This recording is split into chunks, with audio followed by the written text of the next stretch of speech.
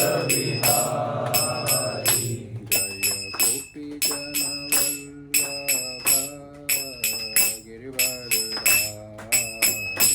जय गोपी जन वल्लभ गिरिवरधारी। जय गोपी जन वल्लभ गिरिवरधारी। जय गोपी जन वल्लभ गिरिवरधारी। यशोदानन्दन व्रज जनरञ्जन। यशोदानन्दन व्रज जनरञ्जन। यशोदानन्दन व्रज जनरञ्जन। यशोदानन्दन व्रज जनरञ्जन।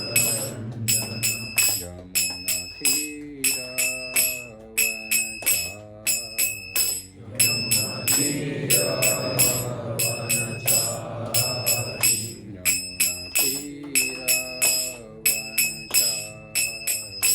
यमुनातीरवनचारी।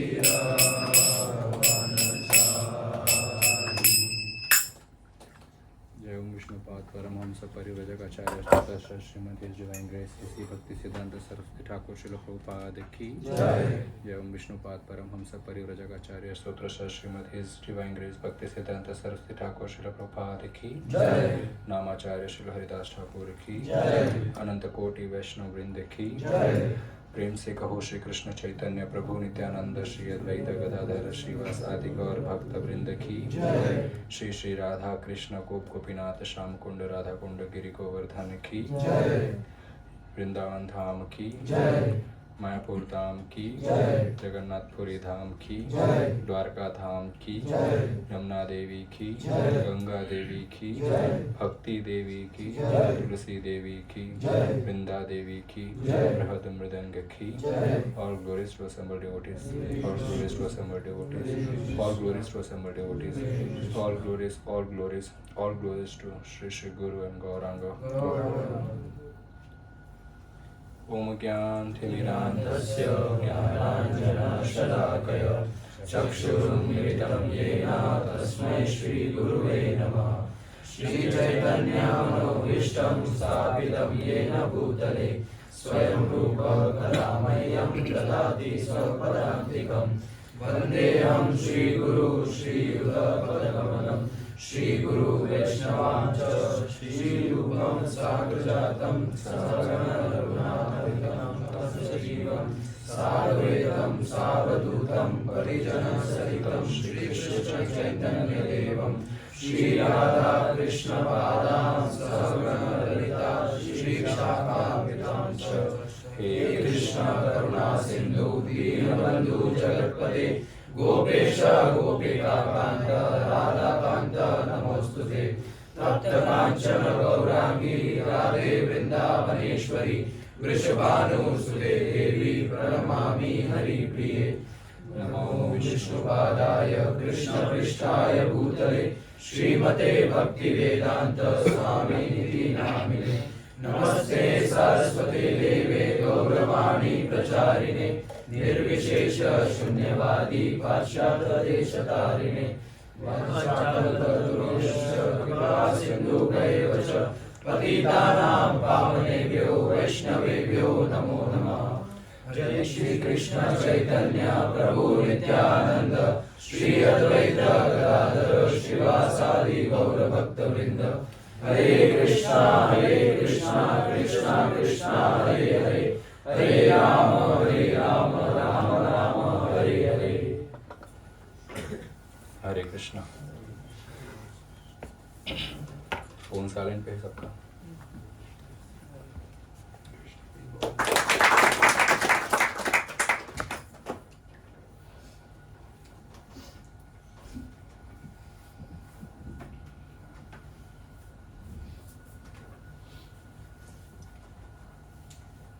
क्या कथा की थी पिछले? 2 हफ्ते बचे हुए थे युद्ध के। 2 हफ्ते बचे हुए थे युद्ध के। उनको पता चल गया कि वहाँ पे किसी ने उसको मत्स्य राजा पे नीचे को मारा है। हमला करने निकला। वहाँ पे हमला किया। मुझे 2 वीक एंड ऑफ ये निकाल और उनको पता चल गया कि वहाँ पे और वो अलग से मैरिज दिया था। नीचे को तो एक ही जन मार सकता। कीचक को मार दिया था ना।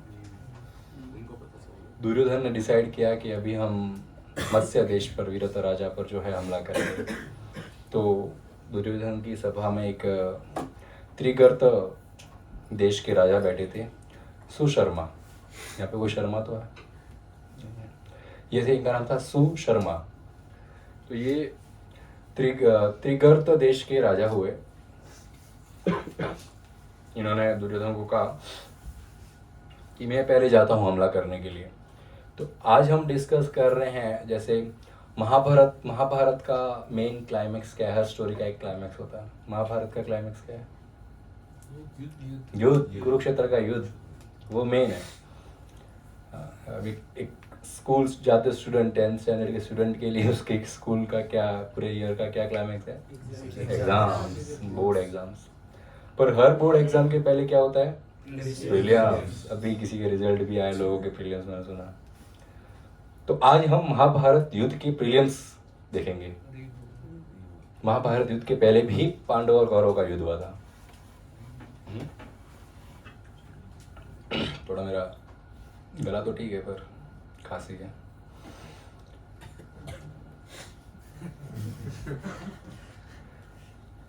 तो सुशर्मा ने कहा कि अरे दुर्योधन राजा, मैं पहले जाता हूँ, युद्ध शुरू कर देता हूँ, आप फिर युद्ध में भाग लेना।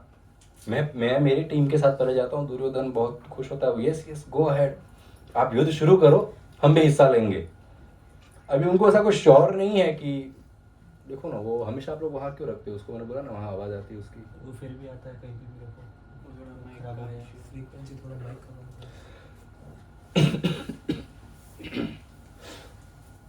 तो सुशर्मा जी निकल गए युद्ध करने के लिए। शर्मा जी, उनके लड़के सब साथ में थे, युद्ध करने जाएंगे। अभी ये जो मत्स्य देश था, इस मत्स्य देश के जो नागरिक थे वे बड़े चिंतित थे कि हमारे जो कीचक था, जैसा भी नालायक था, बुरा आदमी था और गलत कार्य करता भी था, टेढ़ा था पर मेरा तो था। वो हमारे जो देश है मत्स्य देश, इसका सुरक्षा करता था। वो तो दुश्मन हमला करेगा तो बचाएगा कौन? वो कीचक ही था बचाने वाला। अभी सब सिटीजन बड़े डरे हुए हैं कि हमारी रक्षा कौन करेगा, अगर किसी ने हमला कर दिया तो हमारा रक्षा कौन करेगा। इस प्रकार काफी दिन बीतने लगे और एक दिन राजा वीरत अपने सभा में बैठे थे। बहुत सारे वहां पर योद्धा थे, उनके बहुत सारे मंत्री इत्यादि थे, सब बैठे थे और भागते हुए एकदम हाफ रहा है। एक ग्वाला आया, वो हाफ रहा है, वो डरा हुआ है, उसके पसीने छूट रहे हैं। आया भागते हुए वीरत, राजा राजा राजा। बोले क्या हो गया? बोले त्रिगर्त देश के राजा सुशर्मा ने हमला किया है और हमारी गायों को चोरी करके लेके जा रहा है। ये एक हमला शुरू करने का एक निशानी है, एक मैसेज है कि अब हम वॉर शुरू करेंगे। कैसे? जिस राज्य के ऊपर हमला कर रहे हैं वहां की गाय पहले चुराएंगे। तो कैटल चुराना मतलब कोई आम बात नहीं है। पूरे राज्य का खाना पीना वो कैटल्स के ऊपर चलता है। दूध दही घी उस कैटल यानी गाय भैंस जो भी होती है उनके पास, वहां से आता है। उसको सबसे पहले लोग चोरी कर देता है, खाना पानी बंद हो जाए। तो ये गाय चुराने लग गए हैं। तो जैसे ही ये वीरत राजा को मालूम पड़ा तो वीरत राजा बड़े क्रोधित हो गए और उन्होंने आदेश दिया कि अभी का अभी युद्ध का तैयारी करो। तो वहां कहीं महान योद्धा थे। कीचक मर गया तो क्या हो गया, वहां पर कहीं महान योद्धा थे। राजा का जो है वो आर्मर, जो युद्ध करने के लिए जो आर्मर होता है वो लाया गया। राजा की तलवारें लाएगी। राजा के 4 पुत्र थे, वो 4 पुत्र वहां तैयार हो गए युद्ध करने के लिए। वहां सैकड़ों बड़े बड़े धुरंधर योद्धा थे जो राजा के साथ युद्ध करने के लिए वहां तैयार थे। हजारों की संख्या में पूरे रोड जो है, मत्स्य देश का पूरा रोड जो है सैनिकों से भर गया। जैसे ही राजा महल से बाहर आए तो उन्होंने देखा राजा के छोटे भाई भी वहां पर, उनका नाम था सतनिक। तो ये सतनिक जो है ये भी वहां पर अपनी सेना के साथ तैयार था और विशाल काय सेना, हजारों करोड़ों की संख्या में मत्स्य देश की सेना तैयार हो गई युद्ध करने के लिए, सिर्फ एक आवाज पे। तब राजा अपने मंत्रियों को कहते हैं कि जो वो 4 लड़के आए हैं ना, कनक, वल्लभ, तंत्रिपाला और ग्रंथिका, कौन? युधिष्ठिर महाराज, भीम, सहदेव और नकुल।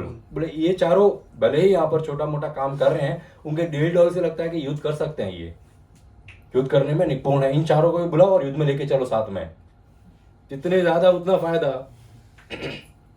तो उनको भी बोले एक सबको पर्सनल अपना अपना रथ दो, अपना अपना ध्वज दो सबको, और आर्मर हथियार सारे जो है उनको युद्ध करने के लिए। अर्जुन को नहीं बुलाया क्योंकि अर्जुन तो था ही नहीं पुरुष वहाँ पर, तो उनको ऐसा लगा ही नहीं ये युद्ध कर सकता है। डील डॉल से अर्जुन था ऐसा कि बहुत ताकतवर है, परंतु डांस वगैरह सिखाता, तो अर्जुन को नहीं बुलाया, बाकी 4 भाइयों को बुलाया।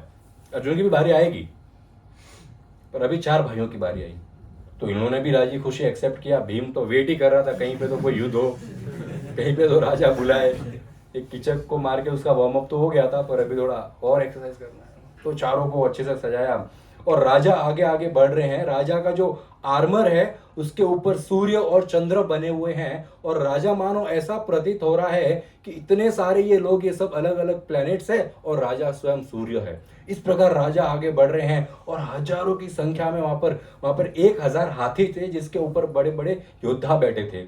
उन 1000 हाथियों के पीछे 8000 रथ थे।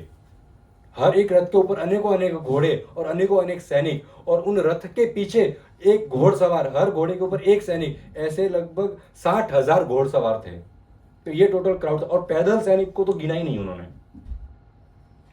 तो इतना विशाल काय सेना तैयार हो गया सुशर्मा जी से लड़ाई करने के लिए। तो ये ऐसा मानो प्रतीत हो रहा था वहां पर कि कोई बादल सा आ रहा है, क्योंकि इतने अगर सैनिक एक साथ चलते हैं तो पूरा धुआं उड़ता है, और हर पूरा धुआं हो गया था। और इस धुएं के बीच से ये जो है वीरत राजा की पूरी सेना बाहर निकली और सामने सुशर्मा की सेना खड़ी थी। तो वीरत राजा ने देखा ये त्रिगर्त देश के जो राजा है सुशर्मा, इन्होंने हमारी सब गाय जो है इनको इकट्ठा कर लिया है और चोरी करने के इरादे से लेके जा रहे हैं। और जैसे ही ये देखा तो उन्होंने हमला बोल दिया सुशर्मा की आर्मी के ऊपर। सुशर्मा ने देखा कि राजा हमला करने के लिए आए हैं, तो दोनों पार्टी ने एक ब्रेक लिया, एक होल्ड लिया। सबसे पहले ये इंश्योर किया कि जितनी गाय हैं वो सेफ जगह पे चली जाए, जो जीतेगा वो गायों को लेके जाएगा और राज्य भी उसका हो जाएगा। तो गायों को सबसे पहले सेफ जगह पे रखा गया। यही इंसान का धर्म है कि जब 2 देशों के बीच युद्ध हो रहा है, आजकल कोई युद्ध नहीं है, आजकल तो मतलब खेल है एक तरह का, ऐसा होता है। जब युद्ध होता है तो उस युद्ध में स्त्रियों का, बच्चों का, वृद्धों का और जानवरों का, खास जानवर में गाय का खास कर ध्यान रखा जाता है। युद्ध में ये सब इंक्लूड नहीं होते, इनके साथ कोई इनजस्टिस नहीं होना चाहिए। आजकल ऐसा नहीं है, आजकल हमला होता है तो जो मेन राजा है, जो सैनिक है, वो तो कहीं पे चुपके बैठे हैं और सिटीजन ही मरते हैं पहले तो। राजा और सैनिक वो तो पहले ही भाग जाते हैं, बोले चलो, और युद्ध होता है तो यहाँ पर सिटीजन मरते हैं देशों के। ये ऑथेंटिक युद्ध नहीं है, ये टाइम पास है। यहाँ पर हमें शास्त्र से देखने मिलता है कि युद्ध क्या होता है। रात को भी युद्ध नहीं होना चाहिए शास्त्र के हिसाब से, तो सूर्यास्त के बाद युद्ध नहीं होना चाहिए। यहाँ पर तो सूर्यास्त के बाद ही पटाखे फूटते हैं। दिन में तो कोई कुछ बोलता भी नहीं है ना।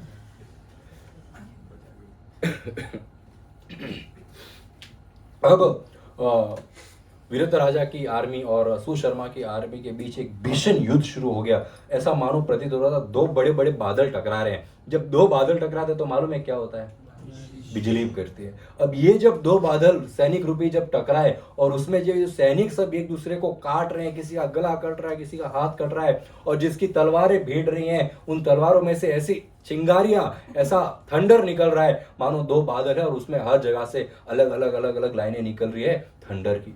बहुत ही भीषण युद्ध हुआ। ऐसा युद्ध महाभारत बताता है कि ऐसा युद्ध कहीं पे देखने नहीं मिला आज तक। सिर्फ देवताओं और राक्षसों के बीच में जो युद्ध होता है ना, वैसा युद्ध खाली यहाँ पर हुआ है। इतना ही कंपैरिजन है, आज तक कोई मनुष्य में ऐसा युद्ध नहीं हुआ। इतना भीषण युद्ध हुआ था ये। और जो धूल है वो हर जगह, सूर्य को भी कवर कर दिया था, रोशनी भी ढक गई थी ये युद्ध के कारण। और उस धूल में, उस युद्ध में कोई किसी को बराबर देख भी नहीं पा रहा है, परंतु जो उनका क्रोध और उनका जो एक दूसरे को मारने की जो अंदर भूख है, दुश्मन को मारने की, वही उनको युद्ध करवा रही है। एक दूसरे का गला काट रहे हैं। वहां पर कितने ऐसे सैनिक है, ऐसे महान योद्धा है जो घर से विजय तिलक निकलवा कर निकले थे, जिनके घर पे उनके बुजुर्ग माता पिता उनका इंतजार कर रहे हैं, छोटे बच्चे इंतजार कर रहे हैं, उनकी पत्नियां उनका इंतजार कर रही है, पूरा देश इंतजार कर रहा है। वो महान योद्धा, वो जब घर से निकलते थे तो सीना तान कर, मुंडी ऊपर रखकर, और उसके ऊपर भी मुकुट, एक योद्धा के ऊपर भी मुकुट, वो मुकुट जो इतना सुशील था, जिसकी सूर्य की रोशनी उस मुकुट में चमकती थी, ऐसे ऐसे योद्धाओं के सर अभी तक नीचे गिरे हैं, पर मुकुट सर से नहीं निकला है, शरीर नहीं है, साथ में गला कटा हुआ है। ऐसे ऐसे योद्धा इस युद्ध में भाग ले रहे थे, जिनके हाथों में ऐसी तलवार, जो कोई साधारण व्यक्ति वो तलवार उठा ना पाए, कहीं किलो वजन वाली तलवार, और वो तलवार से एक दूसरे को मार रहे हैं। अब ऐसा हाल हो गया है इस युद्ध में, हर जगह खून ही खून बिक रहा है, हर जगह ऐसे हाथ कटे हुए दिख रहे हैं, क्योंकि वो तलवार अभी तक नहीं छोड़ा, हाथ कट गया है, तलवार अभी तक हाथ में है। ये हौसला होता है उनका युद्ध करने का, ये उस जमाने के लोगों में पावर होती है युद्ध करने की। और इतने लोग इस युद्ध में मारे गए, इतने लोग युद्ध में मारे गए, दूर दूर तक चिल्लाने चीखने की आवाज आ रही थी, दूर दूर तक उस देशों में आवाज जा रही थी, क्योंकि भीषण युद्ध हो रहा है। हर जगह सर कटे पड़े हैं, हर जगह हाथ कटे पड़े हैं, और इतना मांस देकर अब आसमान पूरा जो धूल से ढका हुआ था, अब गिद्ध से ढक गया है, हर जगह गिद्ध घूम रहे हैं। और क्योंकि लोग कम हो गए, तो वो गिद्ध धीरे धीरे नीचे आकर जो धराशायी हो गए हैं सैनिक, जो वीर सैनिक जिनका नाम हर जगह लिया जाता था, अभी उनकी आंखें नोच नोच कर ये गिद्ध खा रहे हैं। और धीरे धीरे जैकल्स जमा होने शुरू हो गए, जंगल से बाहर निकल रहे हैं। जैकल्स को क्या क्या लकड़बग्गा, देखा किसी ने लकड़बग्गा? तो ये लकड़बग्गे जमा हो रहे हैं, वो लकड़बग्गे इस प्रकार हंस रहे हैं, मानो जो एक समय जो हाथी के ऊपर सवारी करता था, नीचे भी नहीं उतरता था, वो व्यक्ति अभी ऐसे अलग अलग हिस्सों में गिरा है कि उसका पूरा शरीर भी नहीं मिल रहा है, मानो उसके ऊपर हंस रहे हैं ये लकड़बग्गे। लकड़बग्गे की हंसी सुनिए किसी ने? आप लोग क्या बचपन में क्या देखते थे? वैसे डोरेमोन ही देखा है क्या? किसी ने जियोग्राफी, हिस्ट्री, वाइल्ड एनिमल, ये सब डॉक्यूमेंट्री देखी है कि नहीं किसी ने? तो लकड़बग्गे जब बोलते हैं तो ऐसा प्रतीत होता है जैसे हंस रहे हैं किसी के ऊपर। आज घर पे जाके गूगल करना, साउंड ऑफ लकड़बग्गा, साउंड ऑफ जैकल कैसा, ठीक है? और अगली बार मेरे को बताना कैसी लगी वो, हंस के भी बताना मेरे को ऐसे। तो ये लकड़बग्गे इस युद्ध के इर्द गिर्द जमा हो गए, और जो जो धराशायी पड़े थे उनको, ये लकड़बग्गों की खासियत होती है, वो खुद शिकार करके नहीं खाते, जब कोई और शिकार करता है और वो मांस वहां पड़ा रहता है, उस मांस को खींच के लेके जाते हैं। तो ये एक प्रतीक था कि युद्ध कैसा हुआ है, कि किसी ने तो किसी को तो मारा है, और उसका फायदा कौन उठा रहा है? लकड़बग्गा और गिद्ध, ये इनकी स्पेशलिटीज होती है। तो ऐसा ये युद्ध हो रहा था। अब जैसे जैसे सैनिक कम होते जा रहे थे, तो सुशर्मा जो है अपने भाइयों, अपने पुत्रों, शर्मा जी और उनके शर्मा जी के लड़के भी थे वहां पर, तो सब साथ में मिलकर आए वीरत राजा के ऊपर हमला करने के लिए। तो सुशर्मा जो राजा है, उनके दो भाइयों ने पहले तो वीरत राजा के आजू बाजू में जितना प्रोटेक्शन लेयर बना था उन सबको धराशायी किया, उनको मारा। उसके बाद जो रथ के आगे घोड़े थे जो भगा रहे थे, उन घोड़ों को मारा, जो सारथी था उसको मारा। अब वीरत राजा अकेले हो गए। अब सुशर्मा और वीरत राजा के बीच में युद्ध, यहाँ से 100 बाण एक साथ निकल रहे हैं, यहाँ से 100 बाण एक साथ निकल रहे हैं। और जब वीरत राजा का जो रथ था उसको धराशायी कर दिया गया, तब राजा जमीन पर कूदे और सुशर्मा राजा भी जमीन पर कूदे, और दोनों में भीषण युद्ध होना शुरू हुआ। और अंत में क्योंकि सुशर्मा के पास क्वांटिटी ज्यादा थी सेनाओं की यहाँ पर, और वीरत राजा के तो जो सहायता करने के लिए जो थे सैनिक, वो तो मर चुके थे, तो उन्होंने वीरत राजा को कैप्चर कर लिया। अब वीरत राजा ने हार मान ली। जैसे ही वीरत राजा ने हार मानी, तो वीरत राजा की पूरी सैनिक जो है वो घबरा गई। जब लीडर हार जाता है तो फॉलोअर्स अपने आप हार जाते हैं। एक जगह हमने बहुत अच्छा देखा था कि अगर एक साथ 1000 शेर है, अगर उनका लीडर अगर बकरी है तो वो शेर भी हार जाएंगे। और अगर एक जगह 1000 बकरियां हैं, पर अगर उनका लीडर शेर है तो बकरियां भी जीत जाएंगी युद्ध में। पूरा लीडर के ऊपर डिपेंड करता है फॉलोअर्स का गति। यहां पर वीरत राजा को जैसे ही बंदी बनाया, ये सारे सैनिक वहां से भागना शुरू हो गए। और जब अब युधिष्ठिर महाराज, भीम, इन लोग अभी तक खड़े थे, युद्ध में ज्यादा हिस्सा नहीं लिया, सैनिकों से लड़ रहे थे, बिकॉज वो चाहते भी नहीं थे अपना कौन है वो दिखाएं, ऐसा भी कुछ नहीं था। पर जब उन्होंने देखा वीरत राजा को पकड़ लिया गया है, तब युधिष्ठिर महाराज भीम के पास गए। युधिष्ठिर महाराज ने भीम को कहा, आप जाके वीरत राजा की सहायता करिए, इस प्रकार हम हमारा ऋण चुकाएंगे। कौन सा ऋण? पिछले 1 साल से जिन्होंने हमें यहाँ पर रखा है, खिलाया है, पिलाया है, हमारी इतनी देखभाल की है, अब उनकी सहायता करना हमारा कर्तव्य है। तो भीम बड़ा खुश हो गया, जी भैया आपका आदेश है आंखों पर, अभी एक बड़ा पीपल का पेड़ उठाता हूँ, सबको मार देता हूँ। युधिष्ठिर महाराज ने बोला, नहीं, ऐसे वृक्ष उठाकर इनको नहीं मारना है, तुरंत पहचान लेंगे ये भीम है। ऐसा कोई इंसान पेड़ उठा के युद्ध नहीं करता है। साधारण इंसान के जैसा युद्ध करो, अपना गदा वगैरह लो और मारो लोगों को, ऐसा कोई दिक्कत नहीं है। पर पेड़ वेड़ नहीं उठाने का किधर भी, वो राक्षसों को मारने के लिए काम आता है। सुशर्मा को मारने के लिए पेड़ उठा रहे हो, पकड़े जाएंगे। थोड़े दिन बचे हैं, कितने दिन बचे वो बताता हूँ मैं आपको। थोड़े दिन बचे, अब इतना। और अकेले भी मत जाओ, अकेले भी तुम इतने सारे लोगों को मारेंगे तो शक होगा कि सिर्फ ऐसा एक ऐसा इंसान है अकेले ने इतने लोगों को मार दिया। बोले न सहदेव और नकुल को भी साथ में लेके जाओ हेल्प के लिए, ऐसा दिखना चाहिए हेल्प। तो ना वो एक वीडियो हमने देखा था, एक व्यक्ति वो भारी भरकम ट्रक से सामान उठाता है पर साइड में एक व्यक्ति से हाथ रखे। कभी कभी कोई एक्टिंग करता है बिजी होने का, ऑफिस में वो ये कमरे से वो कमरे में भागेगा, इधर भागेगा, तो to show the boss that I am helping, कुछ तो काम कर रहा हूँ मैं। शादी में भी ऐसा होता है, भागते हैं यहाँ से, कौन क्या जा रहा है क्या कर रहा है समझ नहीं आता, भागते सब लोग हैं। तो बोले सहदेव और नकुल को भी साथ में लो तो ऐसा लगना चाहिए कोई हेल्प करने के लिए। सहदेव और नकुल भीम की क्या हेल्प करेंगे, पर बोले चलो। तो दोनों ट्विन ब्रदर, बीच में भीम, इधर सहदेव इधर नकुल, इन लोग जाते हैं। अभी यहाँ पर क्या हो रहा है, वीरथ राजा की सैनिक तो हार गई है, मतलब है सब बहुत सारे जिंदा है, पर लीडर चला गया तो इन्होंने तो हार मान ली है। सुशर्मा की सैनिक जीत गई है जैसे, तो वो वीरथ राजा को लेके जा रहे हैं। तो भीम पीछे से चिल्लाता है सुशर्मा को कि अभी अगर तुम्हारे अंदर दम है तो मुझसे युद्ध करके बताओ। तो सुशर्मा अनसुना करते हैं, बोले कोई सैनिक चिल्ला रहा है पीछे से अपने फॉलोअर के लिए। तो भीम पीछे से बाण फेंकना शुरू करता है। तो अब सुशर्मा मुड़ के देखते बोले ये कौन है, ऐसा अकेले हमारे ऊपर हमला कर रहा है।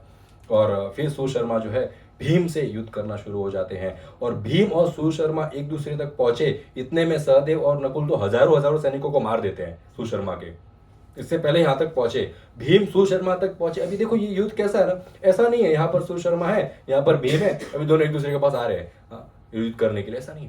दोनों एक दूसरे के पास है, उसके पहले बीच में हजारों सैनिक आते हैं, उन सैनिकों भी को मारना है। उनको मारते मारते युद्ध करते करते यहाँ पर एक दूसरे के पास पहुंचते हैं। और फिर भीम और सुशर्मा में युद्ध होता है। अब सुशर्मा भीम के आगे कुछ भी नहीं था, भीम ने ऐसा पछाड़ा उसको, ऐसा मारा, बहुत सारे सैनिकों को मार दिया और वीरथ राजा को भी छुड़ा लिया।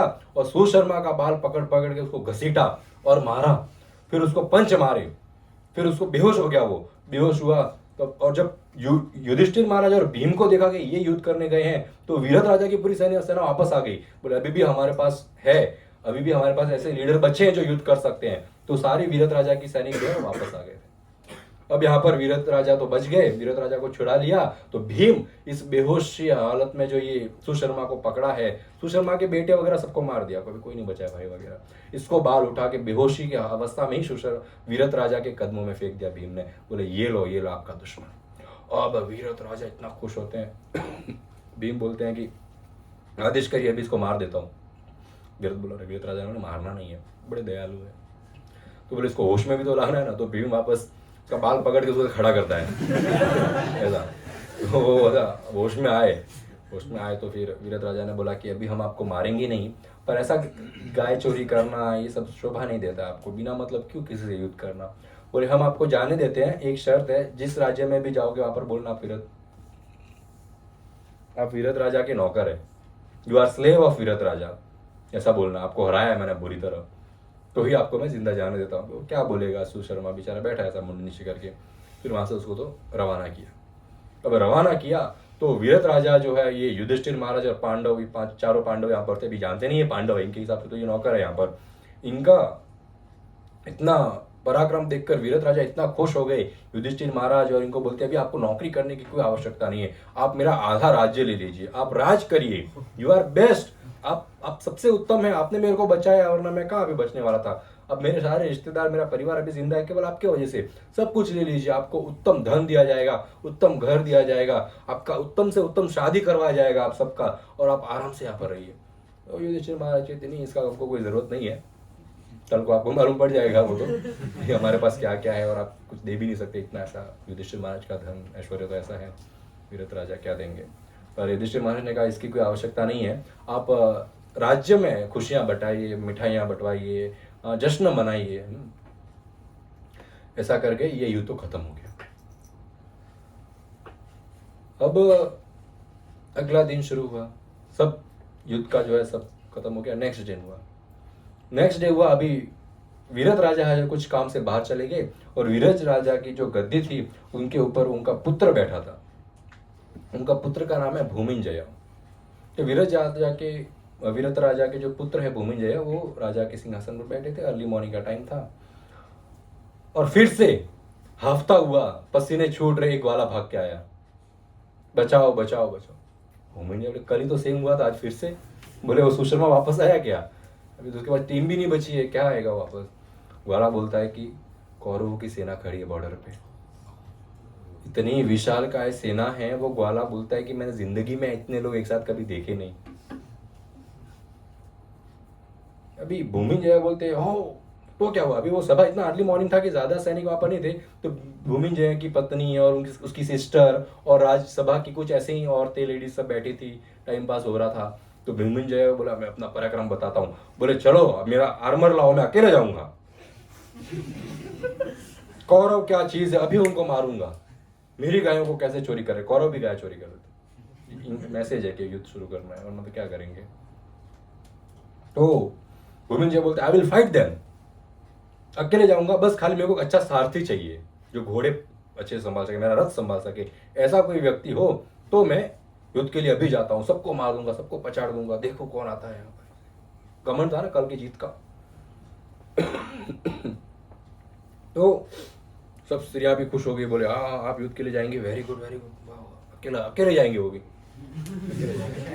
अब ये बात जो इन्होंने बोला कि मेरे को अच्छा सारथी चाहिए, ये घूमते घूमते स्प्रेड हुई और अर्जुन के कानों में पड़ गई।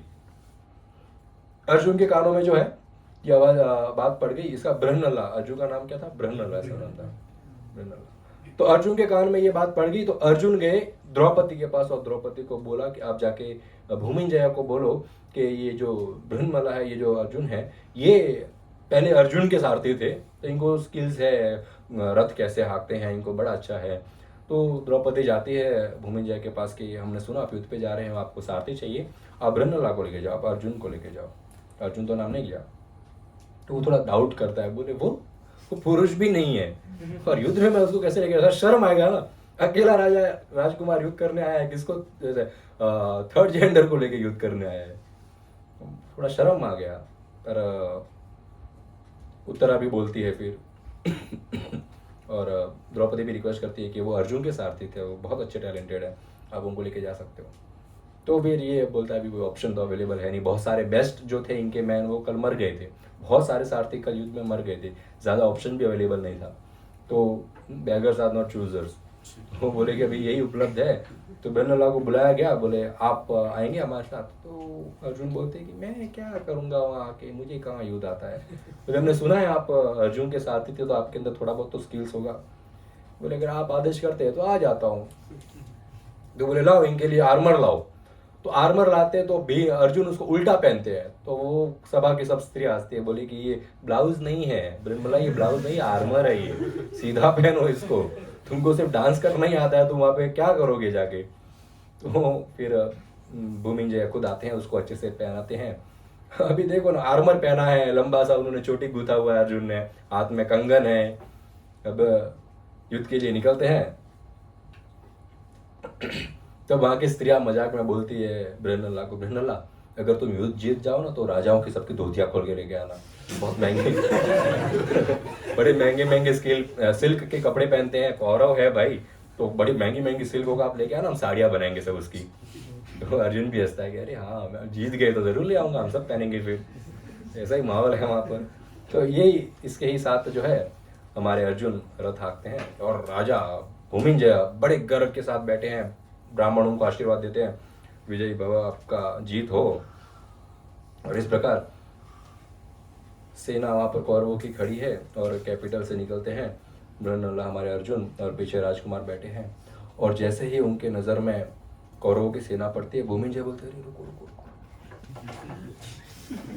अर्जुन बोलते क्या हो गया? उसका बाखा फाड़ है, उसका पता रह गया भूमिंजय का। वो बोलते ये क्या है?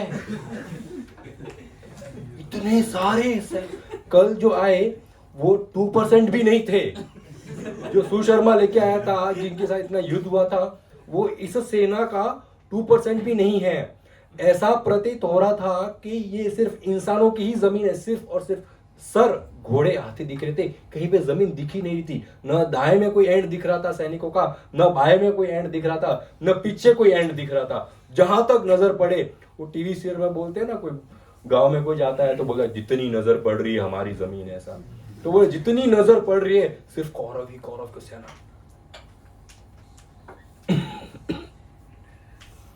तो भूमिंजय बोलता है अर्जुन को, अर्जुन इसके रोंगटे खड़े हो गए भूमिंजय के, इसका बाण हाथ से, पसीने छूट रहे हैं, बाण गिर गया हाथ से।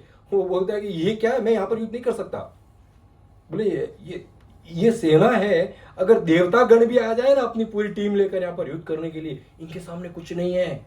इतने कौरव, इतने लोग, आई कांट फाइट, मेरी तो ये अभी से हालत खराब हो गई है। भूमिंजय बोलता है अर्जुन को कि रनला ये रथ घुमाओ वापस और अंदर लेके चलो। बोलेंगे पापा घर पे नहीं है, बाद में आना। पापा बाहर गए हैं, अब मैं तो सिर्फ राजकुमार हूं, मैं क्या युद्ध करूंगा, मैं तो सिर्फ बच्चा हूं, मैं क्या युद्ध करूंगा, वापस चलो, can't fight such army. Arjun को तो मुश्किल से मौका मिला था। अभी अर्जुन एक ऐसी स्प्रिंग के जैसा था जो 13 साल से दबी हुई थी। फाइनली सामने कौरव दुर्योधन आया है, अब ये स्प्रिंग छोड़ने का टाइम है। और ये भूमिंजय स्प्रिंग को और दबा रहा है, अंदर चलो, घर पे चलो। बोले क्या घर पे चलो? अर्जुन बोलता है कि नहीं, आप ऐसे बड़ी बड़ी बातें कर रहे थे, आप ऐसे अभी डर के घर पे जाएंगे, क्या सोचेगी औरतें घर की, ऐसे डर के वापस आ गए, अभी तो 5 मिनट हुए बाहर आके, झूठ भी नहीं बोल सकते आप मार के आए हो किसी को। और बोले कि आप राजकुमार हैं, आप मत्स्य देश के राजकुमार हैं, कल आप राजा बनेंगे, और एक क्षत्रियो को रण छोड़कर भागना शोभा नहीं देता, ये तो बहुत गलत है। अभी अर्जुन बोल रहा है जो कल सेम बोलने वाला है, जैसे जो अभी ये भूमिंजय जो बोल रहा है, अर्जुन भी कल सेम होगा ना। रथ हाथ से छूट रहा है, बाण छूट रहा है हाथ से, पसीने आ रहे हैं, कारण अलग है। भूमिंजय डर के मारे ये बोल रहा है, अर्जुन प्रेम के मारे बोलेगा, ये फर्क है। तो अर्जुन इनको सिखाते हैं कि हम बिना लड़े तो जाएंगे ही वापस, मैं तो आगे जाऊंगा, रोना बंद करो और चलो अभी हम जाते हैं। तो ये भूमिंजय बोलते हैं मैं तो युद्ध नहीं करूंगा, कौरवों को संदेश भेजवा दो, जितना धन चाहिए लेके जाए, जितना कैटल, जितना गाय भेड़ बकरी चोरी करना है लेके जाए, धन लेके जाए, जितने लोग मेरे ऊपर हंसेंगे, स्त्रियां पुरुष, मेरे को चलेगा, बस उनको बोलना मेरे को मारे नहीं, मरना नहीं चाहता हूं मैं, सब ले ले मेरा। और मेरे पिताजी भी मेरे पर गुस्सा होंगे मैं ऐसा एक्ट कर रहा हूं, वो भी मेरे को चलेगा, क्योंकि हम सिर्फ यहाँ पर बात कर रहे हैं, परंतु वास्तविक सामने ऐसी सेना देखी जाए कोई भी डर जाएगा कि साधारण सेना थोड़ी है, वही बहुत विशाल का है, भयंकर सेना है। उस जमाने के हाथी आज के हाथियों के जैसे नहीं थे। आजकल 2 आदमी खड़े करो तो एक हाथी पूरा हो जाता है, इतनी हाइट होती है जानवरों की। उस जमाने में हाथी मतलब विशाल का है, भयंकर भयंकर बड़े बड़े हाथी होते थे, वो कोई साधारण हाथी नहीं होते थे। बड़े बड़े घोड़े, रथ, ऐसे ऐसे सैनिक जिनका बोलबाला पूरे विश्व में है, वो सामने खड़े युद्ध करने। ये अकेला ये सामने अर्जुन को भी साथ में थोड़ी युद्ध कर रहे हैं, तो खाली घोड़ा आकेगा, इसको अकेले को युद्ध करना है, कोई भी डर जाएगा। तो अर्जुन बताता है, अर्जुन आगे देख रहा है कौरवों की तरफ और बोलता है कि देखो तुम राजकुमार हो, क्षत्रिय का धर्म है युद्ध करना। और इससे करके अर्जुन पीछे देखता है, तब तक वो भूमिंजय तो भाग रहा है, वो गेट के पास भी गया भागते भागते। अर्जुन अकेले ही समझा रहा है कि अरे राजा के बेटे हो, ये वो। अर्जुन बोलता है अरे भाग रहे कहाँ हो? अर्जुन कूदता है, पीछे भागता है भूमिंजय के, तो पकड़ के वापस लाने के लिए। अभी ये सब सीन कौरव दूर से देख रहे, बोलते ये वो क्या है? ये वहां पर पहले राजकुमार आया और उसका सारथी ये बड़े बाल वाला कंगन पहना है, ये थर्ड जेंडर, ये इसका सारथी, और ये भाग रहा है वापस, और ये पीछे उसको वापस भाग रहे हैं। लोग कर क्या रहे, ऐसा लोग सब देख रहे हैं वहां पर। तब दुर्योधन देखता है कि ये जो थर्ड जेंडर है, इसका शरीर अर्जुन जैसा नहीं दिख रहा है, दिल डोल में, इसका गर्दन देखो, दूर से देख रहे, पर हमारे से चश्मे वाले थोड़े थे उन लोग, तो दूर दूर तक दिखता था अच्छे से, और चश्मा निकाल दे सामने की गर्दन कैसी है मालूम नहीं पड़ेगा। वो दूर से देख रहे हैं, बोले उसकी गर्दन, उसका दिल डोल, उसका छाल, भागने का तरीका भी अर्जुन तो नहीं है। ये सब वो कौरव आपस में डिस्कस कर रहे हैं। अभी ये अर्जुन पकड़ लेते हैं भूमिंजय को, पकड़ के घसीट के वापस लेके आते हैं। बोले युद्ध तो करना होगा, ऐसे तो जाने ही नहीं दूंगा मैं। अभी क्यों जान के पीछे पड़ा है भाई, उससे पहले तू मार देगा, मेरे को जाना है अंदर। तो अर्जुन को भूमिंजय बोलता है कि मेरे को वापस जाने दो, जितने घोड़े, जितने हाथी, जितना सोना चाहिए सब तुमको दूंगा, बस मेरे को यहाँ से जाने दो। तो अर्जुन बोलता है कि नहीं, एक ऑप्शन देता हूँ, आप सारथी बनो, मैं युद्ध करूंगा, आप रथ हाको, I will save your cause, I will save your country. Bhuminjay बोलते कि तुम कैसे युद्ध करोगे? तो बोलता तुम टेंशन मत लो, तुमको मैं खरोच भी नहीं आने दूंगा, तुम खाली घोड़े हाको। तो बोले ठीक है। तो घोड़े, अभी थोड़ा सा डर कम हुआ, अभी युद्ध तो नहीं करना है ना, तो अभी सारथी बन गए भूमिंजय और अर्जुन पीछे खड़े। अभी अर्जुन बोलते इसको पहले वो शमशान घाट की ओर ले चलो। बोले शमशान घाट की ओर? बोला आप ले तो चलो। शमशान घाट की ओर जाते हैं। वहां पर क्या है? किसी ने अपनी मदर को बांध के टांगा था। बोले वहां पर चलो।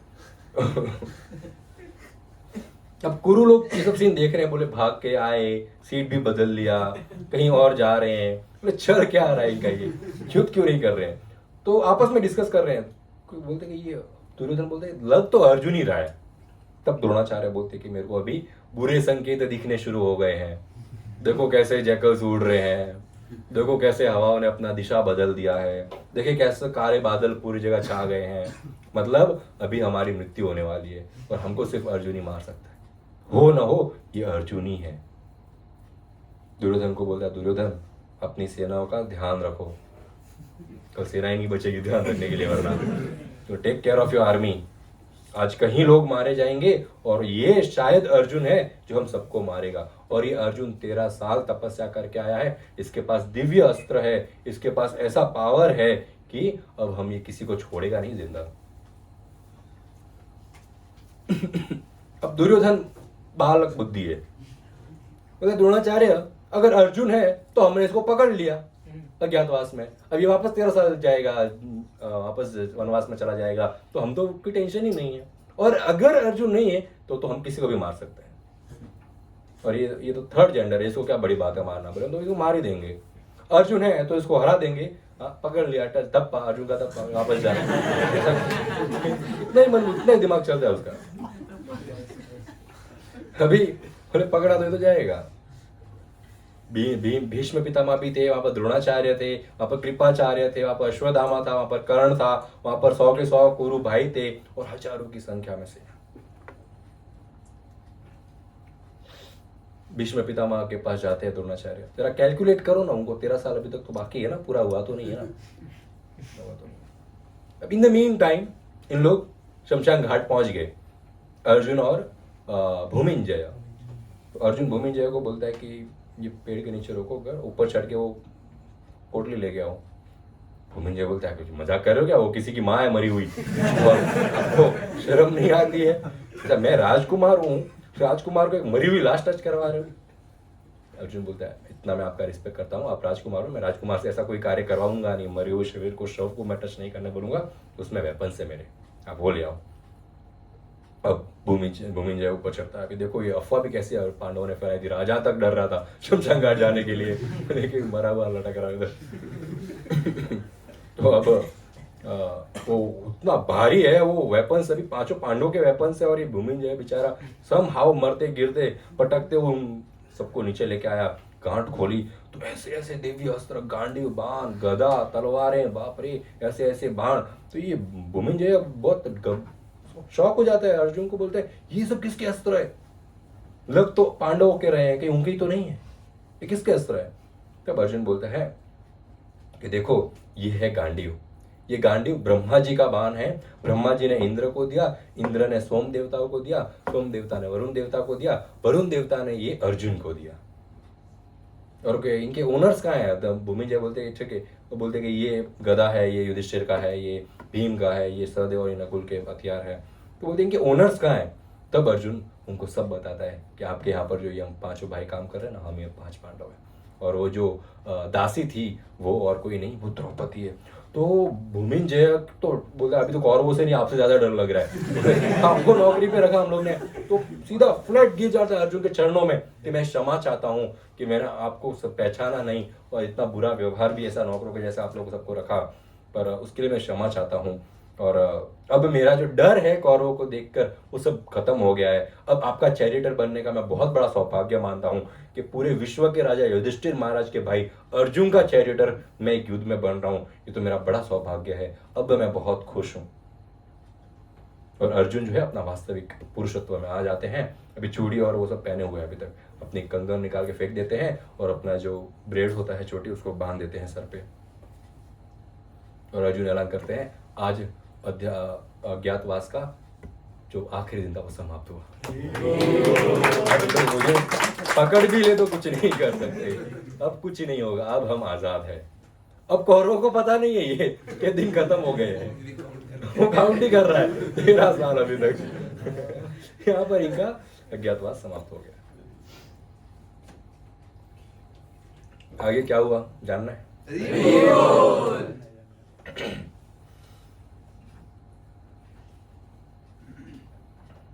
अब वापस ये लगभग 1 साल से यहाँ पर रह रहे थे इनके पास। फाइनली अर्जुन ने गांडीव बांध लिया अपने हाथ में, और वो गांडीव बांध की जो रस्सी होती है उसको जोर से खींचने लगा, स्ट्रिंग को एकदम खींचने लगा। और उस गांडीव बांध की जो स्ट्रिंग खींचती है उसमें से जो आवाज आते हैं ना, तो कौरवों को ऐसा प्रतीत हो रहा था आसमान से बादल गिर रहे हैं, नीचे बड़े बड़े पत्थर आग के गोले बरस रहे हैं। ये आवाज कहाँ से आ रही है? बोले ये तो अर्जुन की ही गांडीव बांध की आवाज है। अभी तक वो डाउट में अर्जुन है या नहीं है, अर्जुन है या नहीं है, अर्जुन है या नहीं है, क्लियर नहीं है उनको क्या है। संकेत सारे आ रहे अर्जुन वाले, पर अर्जुन दिख नहीं रहा है। मतलब पता है कभी भी ऐसा होता है कि व्यक्ति को पता है वो एग्जाम कुछ नहीं जाए, फेल होने वाला है, पर फिर भी थोड़ा झूठी आशा लेके बैठा है, पास तो हो ही जाऊंगा, पास तो झूठी आशा। ये खुद को झूठा दिलासा दे रहे, मालूम मर जाएंगे थोड़ी देर में, झूठा दिलासा। अर्जुन नहीं होगा, नहीं है, नहीं होगा, ठीक है, ऐसा चालू होगा। अब द्रोणाचार्य ने जब भी आवाज सुनी बोले 100% अर्जुन है। दुर्योधन अब से इस पल के बाद से यहाँ पर जो भी होगा उसके एकमात्र जिम्मेदार सिर्फ आप है। जितने लोग यहाँ पर मरने वाले हैं दुर्योधन, उसके जिम्मेदार सिर्फ आप है। दुर्योधन भाग कर जाता है भीष्म पितामह के पास। आपने गिना कि नहीं, अभी तक अज्ञातवास पूरा हुआ कि नहीं, मैं उनको पकड़ू क्या जाके ऐसा कर रहा हूँ। और इतने में वो देखते हैं कि अर्जुन और भूमिंजय नजदीक आ गए। रथ एकदम पूरी सेना के आगे आगे बस खड़े हैं, सामने ही है, युद्ध शुरू नहीं हुआ है पर देख सकते हैं सामने खड़े हैं। अब वो भीष्म पितामह से भागकर अर्जुन दुर्योधन वापस आगे आ गया। बोले लग तो अर्जुन ही रहा है यार, अर्जुन है कि नहीं, अभी तक झूठा दिलासा खुद को दे रहा है, अर्जुन है क्या ये, अर्जुन है क्या ये। तब सब डर जाते हैं। द्रोणाचार्य बोलते हैं दुर्योधन को, अपनी सेना को देखो, जो महान महारथी आपके साथ लड़ने के आए उनका मुंह देखो सूख गया है। उनको जैसे ये आवाज सुनी है गांडीव बांध की, इनका मुख सूख गया है। कोई सैनिक जो है यहाँ पर युद्ध करने की क्षमता में नहीं है, सबकी फटी पड़ी है यहाँ पर। आज तो यमराज हम लोग जाकर ही रहेंगे। बोले अभी भी मौका है।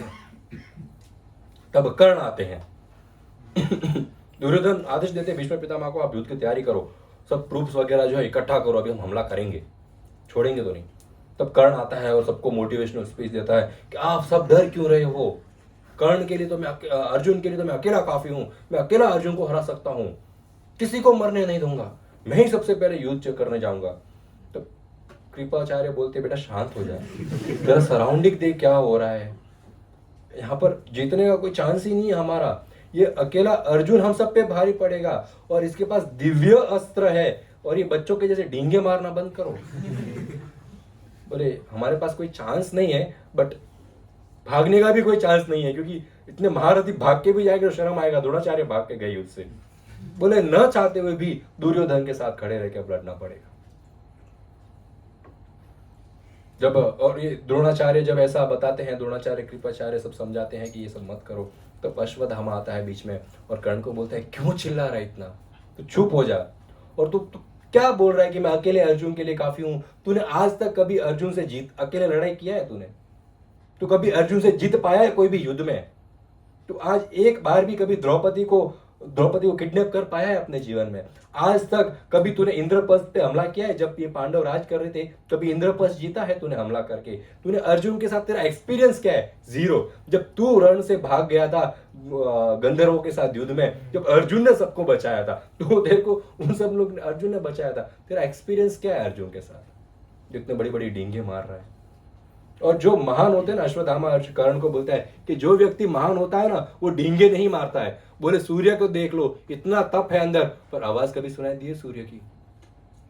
बोले भूमि को देख लो, इतने कष्ट सहती है, पर भूमि की कभी आवाज सुनाई दी? इतने महान महान ये देवता गण हैं जो इतने बड़े बड़े विशाल कार्य करते हैं, परंतु कभी अपने गुणगान नहीं करते। मैं इतना मान, मैं इतना मान। तूने तो कुछ किया भी नहीं है, फिर भी चिल्ला रहा है मैं इतना मान, मैं इतना मान। और कर्ण, अगर धोखे से बाजी के गेम में धोखे से अगर तूने पांडवों को जीता है, उसको महानता नहीं बोलते। अभी भी जा शकुनी के शेल्टर में जा, धोखे से अगर जीत पाओ तो तुम्हारा एक ऑप्शन है जीतने का, अदरवाइज युद्ध में तो तू अर्जुन से नहीं जीत सकता, नो चांस। फिर और कहते हैं कर्ण तो महान तो छोड़ो, महान तो छोड़, तू तो इतना नीच गिरा हुआ इंसान है। द्रौपदी जब पीरियड्स में थी तब उसको सर बालों से घसीट कर वहां पर लाया था सभा में, उसकी बेइज्जती की दी। ये तेरी महानता है, ये कायरता है तेरी। इतने में अश्वत्थामा अर्जुन की तरफ मुड़ता है। अर्जुन को देखकर उसके चाइल्डहुड मेमोरीज याद आती है, कैसे सब अर्जुन के साथ ही गुरुकुल में एक साथ पढ़ते थे। हालांकि ये अर्जुन से जेलस बहुत था अश्वत्थामा कि पिताजी अर्जुन को ज्यादा प्रेम करते थे ना, द्रोणाचार्य अर्जुन को ज्यादा प्रेम करते थे, कंपटीशन हमेशा होता था, परंतु उसको मन में पता है कि वास्तविक सर्वश्रेष्ठ अर्जुन है, अर्जुन उस प्रेम के लायक है। उसके मन में वो सारी यादें ताजा हो जाती है। अब भीष्म पितामह सेंटर में आते हैं, और जब भीष्म पितामह अर्जुन को देखते हैं 13 सालों बाद, भीष्म पितामह दादा है इनके, लिटरली बचपन से अर्जुन को पाल पोस कर भीष्म पितामह ने बड़ा किया है। और जब भीष्म पितामह वहां पर 13 साल बाद अर्जुन को देखते हैं ना, उनका ऐसा मन होता है कि मैं रथ से कूदूं, जाके सबसे पहले अर्जुन को आलिंगन करूं, उसके हालचाल पूछूं। वो 13 साल वन में बीता है कैसे, उन्होंने कितना दुख सहन किया इस अर्जुन ने, इतना बचपन में ही पिताजी गुजर गए अर्जुन के, इतना दुश्मनों के साथ पले बड़े हैं ये। कौरव हमेशा जान के पीछे पड़े थे पांडवों के, फिर भी पले बड़े हैं। फाइनली इनका सारा राज्य कौरवों ने छीन लिया, थोड़ा सा हिस्सा दिया वो भी धोखेबाजी से छीन लिया। इतने कष्ट देखे हैं इस अर्जुन ने। ये सोचते सोचते भीष्म पितामह की आंखों से आंसू आ रहे हैं। बोले कि अभी जाके अर्जुन को मैं हग करना चाहता हूं, पर सिचुएशन में ऐसा नहीं है कि वो जा सके अर्जुन के पास। और फिर भीष्म पितामह कहते हैं कि अश्वत्थामा ने जो भी बोला वो सब सत्य बोला है, हमारी कोई लायकी नहीं है अर्जुन से युद्ध करने की। अर्जुन कभी भी, हम डिफरेंस क्या है, दोनों तरफ पार्टी युद्ध कर रही है, अर्जुन कैसे महान है, कौरव कैसे महान नहीं है। कौरव युद्ध कर रहे हैं ताकि उनको राज्य मिले, उनको लालच है, अर्जुन युद्ध कर रहे हैं ताकि वो धर्म की स्थापना कर सके। बस यही फाइट, यही डिफरेंस है दोनों फाइट्स में। युद्ध दोनों कर रहे हैं, खून दोनों कर रहे हैं, दोनों एक दूसरे को मार रहे हैं। एक धर्म की स्थापना करना चाहता है, एक अपना ज्यादा धन इकट्ठा करना चाहता है। यही फर्क है, यही फर्क भक्त में और साधारण व्यक्ति में होता है। भक्त भी बिजनेस करता है, साधारण व्यक्ति भी बिजनेस करता है। शादीशुदा जिंदगी एक साधारण व्यक्ति भी जीता है, एक भक्त भी अपनी शादीशुदा जिंदगी जीता है। एक साधारण व्यक्ति भी ये ट्रैवल वगैरह करता है, एक भक्त भी ट्रैवल वगैरह करता है, पर दोनों में फर्क क्या है? एक साधारण व्यक्ति ज्यादा पैसे कमाने की इच्छा रखता है ताकि वो इंद्र तृप्ति कर सके, सुखी सुखी अपने जीवन को जी सके। एक भक्त पैसे कमाता है ताकि वो भगवान की और वैष्णवों की सेवा कर सके। भक्त जो है वो इंद्र तृप्ति के लिए कभी पैसा नहीं कमाता। भक्त जो है अपनी इंद्र तृप्ति के लिए कभी यात्राओं पे घूमने नहीं जाता। भक्त जाता है, तीर्थ यात्रा करता है ताकि वो भगवान की और अच्छे से सेवा कर सके। भक्त गृहस्थ जीवन में एंट्री करता है ताकि वो ऐसे बच्चे उत्पन्न हो जो आगे चलकर और भगवान की सेवा कर सके। ये भक्त में और एक साधारण व्यक्ति में डिफरेंस है। यहाँ पर ये भीष्म पितामह बताते हैं कि यही तुम दोनों में फर्क क्या है। अब द्रोणाचार्य कहते हैं कि कुछ भी हो, अब दुर्योधन को तो हमें बचाना पड़ेगा। और इतने में द्रोणाचार्य की नजर पड़ती है अर्जुन पर, और उनका मातृत्व प्रेम होता है। गुरु है ना, एक माता के समान होते हैं गुरु। एक शिष्य जो है गुरु के लिए बेटे के समान होता है। ये देखकर द्रोणाचार्य की आंखों में आंसू आ जाती है। अर्जुन खड़ा है सामने, बचपन से इसको मैंने सिखाया है कैसे युद्ध कर रहे हैं, आज न चाहते हुए भी मुझे अर्जुन से युद्ध करना पड़ेगा। मुझे नहीं करना युद्ध, पर सिचुएशन ऐसी बनी है, ऐसा हाल हुआ है कि मुझे युद्ध करना पड़ेगा अर्जुन से। दुर्योधन को बोलते हैं द्रोणाचार्य, अभी भी समय है बेटा, इनका राज्य इनको लौटा दे, वरना अभी तो सिर्फ अर्जुन आया है, बाकी के भी 4 आएंगे समय के साथ और किसी को जिंदा नहीं छोड़ेंगे। दुर्योधन क्रोधित हो जाता है, बोलता नहीं, राज्य तो मैं नहीं दूंगा, भीष्म पितामह युद्ध की तैयारी करो। ये गुड्डा गुड्डी का खेल खेल रहे हैं, इसको मार के मैं ले लूंगा, छीन लूंगा। जब भीष्म पितामह बोलते हैं कि दुर्योधन अभी युद्ध शुरू होगा ना, सबसे पहले तुम ही मरने वाले हो इधर। तो भीष्म पितामह सजेशन देते हैं कि दुर्योधन अपने 100 भाइयों के साथ ये गायों को लेके पीछे से आधी सेना लेके वहां पर भटक लो, यहाँ से आधी सेना रहने दो। द्रोणाचार्य, कृपाचार्य, अश्वत्थामा, कर्ण और भीष्म पितामह, हम 5 आधी सेना के साथ यहाँ पर रुकेंगे और तुमको बचाएंगे ताकि अर्जुन तुमको मारे ना। दुर्योधन खुश हो रहे, चलो चलो चलो चलो, पीछे के रास्ते से भटक लेता है। देखा, आधी सेना को लिया और दुर्योधन वहां से भागना शुरू हो गया गायों के साथ। अभी ये 5 यहाँ पर खड़े हैं। अब अर्जुन देखता है कि दुर्योधन तो भाग रहा है। अब अर्जुन जो है दूर से ही बाण छोड़ता है और वो बाण आसमान में जाते हैं और आसमान से गिरते हैं भीष्म पितामह, द्रोणाचार्य, कृपाचार्य के चरणों के आगे।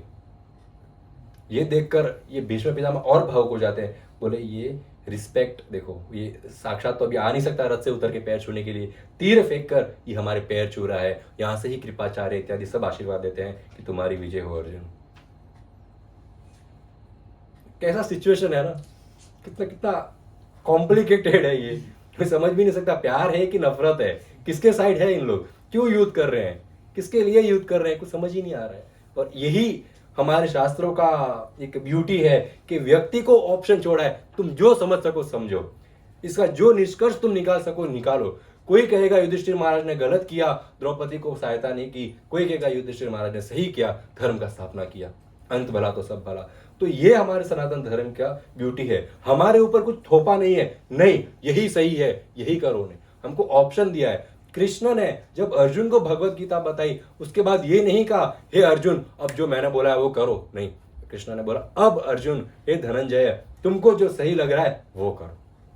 ये हमारी ब्यूटी है, ये हमको ऑप्शन देते हैं लोगों को कि वो क्या करना चाहता है। जब ये हमारे ऊपर है कि हम इन जो वरिष्ठ कौरव थे इनको बुरा भला बोलना चाहते हैं या अच्छा बोलना चाहते हैं।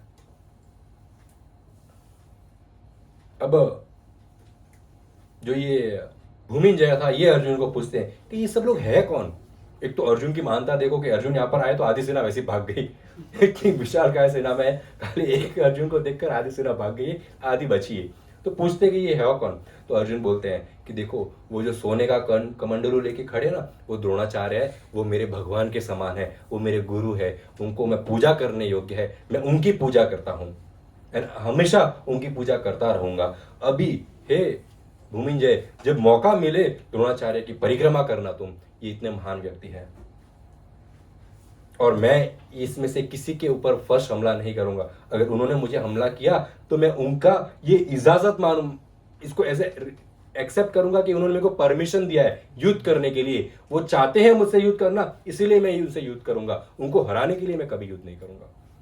भीष्म पितामह अगर चाहेंगे तो मैं युद्ध करूंगा, द्रोणाचार्य अगर चाहेंगे तो मैं युद्ध करूंगा, ये सब मेरे लिए पूजना है। फिर बताते हैं कि देखो ये भीष्म पितामह है, ये मेरे दादा है, ये सबसे वरिष्ठ है, ये सबसे उत्तम है, ये सबसे ज्ञानी है, मेरे लिए सब कुछ यही है। फिर वो बताते हैं सबके बारे में इस प्रकार, फिर बोलते हैं वो सबसे निच्छड़ आदमी वो कर्ण है, वो हमेशा मेरे से कंपटीशन किया है, मैं उसको सबसे पहले मारूंगा। फिर अर्जुन बोलते हैं कि देखो अभी ये दो दुर्योधन है ये यहाँ से भाग रहा है तो पहले इसको फॉलो करो, इसको रोकना है। अब भूमिंजय एकदम तेज गति के साथ घोड़ों के साथ अर्जुन पीछे खड़े हैं और जाते हैं दुर्योधन की तरफ। अभी पांडव कौरव जो वरिष्ठ वहीं खड़े रह गए, ये यहाँ से चले गए दुर्योधन को पकड़ने के लिए और एक ही साथ इतने बाण फेंके। देखो धनुष ऐसा होता है और जब बाण खींचते हैं तो सेमी सर्कल बन जाता है, फिर बाण छूटता है तो वो धनुष फिर से सीधा हो जाता है। पर अर्जुन का बाण छोड़ने का स्पीड ऐसा था कि वो सेमी सर्कल ही है, वो सीधा बाण धनंजय वो जो गांडीव बने वो सीधा हो ही नहीं रहा है, इतना स्पीड से बाण फेंक रहे हैं। और ऐसे बाण फेंके, इतनी बड़ी विशाल कौरवों की सेना दुर्योधन के साथ आगे बाणों की पूरी दीवार बना दी। अब दुर्योधन जा भी नहीं सकता आगे, अब जब आगे जाने का कोई रास्ता नहीं बचा, तब गायों ने भागकर वापस अपनी सीटी, गाय तो अपनी घर पहचान देती है, कहीं पे भी जाए घूम के तो वापस घर आई जाती है। गाय वापस वहां से भागकर अपनी सीटी मत्स्य राजा की ओर चली गई और दुर्योधन डर के मारे वापस भीष्म पिता के पास भाग गए कि उन्होंने जाने ही नहीं दिया।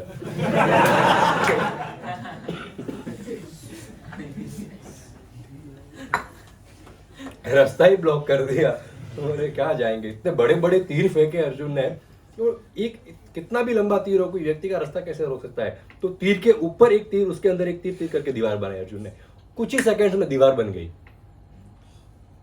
यहाँ पर एक रोड नहीं बनती है, 12-12 महीना है, 2-2 साल तक वो ऐसे कैसे खड्डे पड़े हैं, खोदते जाते हैं, बनाते जाते, खोदते जाते, बनाते जाते हैं। यहाँ पर देखो फ्यू मिनट्स में एक दीवार खड़ी कर दी, सारे को और भाग के वापस आ गए। दुर्योधन आ गया वापस, भीष्म पितामह का बोले सहायता करिए हमारी। अब युद्ध शुरू हो जाता है। सबसे पहले जानना है युद्ध में आगे क्या हुआ, या फिर अगले हफ्ते? लेट हो रहा है, 10:30 हो गया ना, ठीक है। अभी प्रीलिम्स कैसे होती है वो हम अगले हफ्ते देखेंगे, ठीक है। Thank you so much. Hare Krishna. Srila Prabhupada की जय।